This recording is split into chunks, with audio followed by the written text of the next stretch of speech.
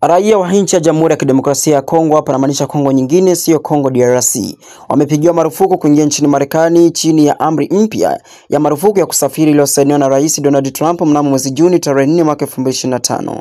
Hii ni sehemu ya marufuku ya kusafiri inayolenga nchi 12 ikiwa ni pamoja na nchi hiyo ya Kongo kutokana na wasiwasi wa usalama wa taifa na ukosefu wa mifumo madhubuti ya uthibitishaji wa utambulisho wa wasafiri. Sababu kuu zilizotolewa na serikali ya Trump kwa kupiga marufuku raia wa Jamhuri ya Demokrasia ya Kongo na nchi nyingine 11 kuingia Marekani ni zifuatazo na kwenda kusomea.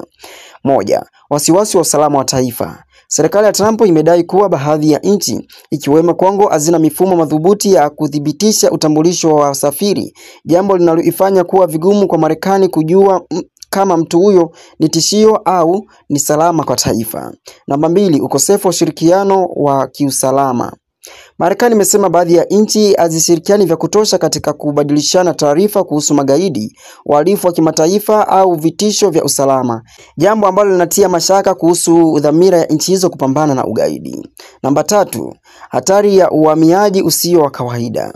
Ripoti za usalama zimedokeza kuwa kuna ongezeko la idadi ya watu kutoka nchi hizo wakiwemo raia wa Kongo wanaoingia Marekani na kubaki kinyume cha sheria baada ya visa zao kuisha au kupitia njia zisizo rasmi. Namba 4, uwezekano wa vitisho vya kigaidi.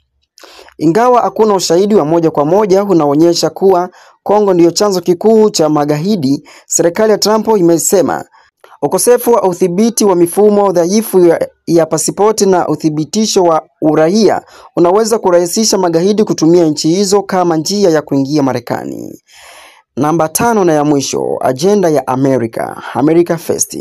Hatua hii pia inaendana na kauli mbiu ya Trump ya America First inayolenga kupunguza idadi ya wahamiaji kutoka katika nchi zisizo na ushawishi mkubwa wa kiuchumi au wa kisiasa kwa Marekani, ili kuwalinda wananchi wa Marekani dhidi ya changamoto za kiusalama na kiuchumi.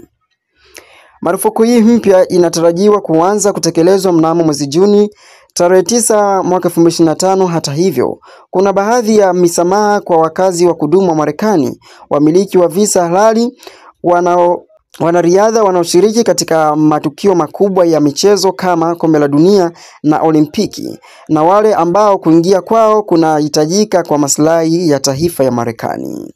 Una mtazamo gani ndugu mtazamaji wa Varada Online TV dhidi yako nilichokuletea leo?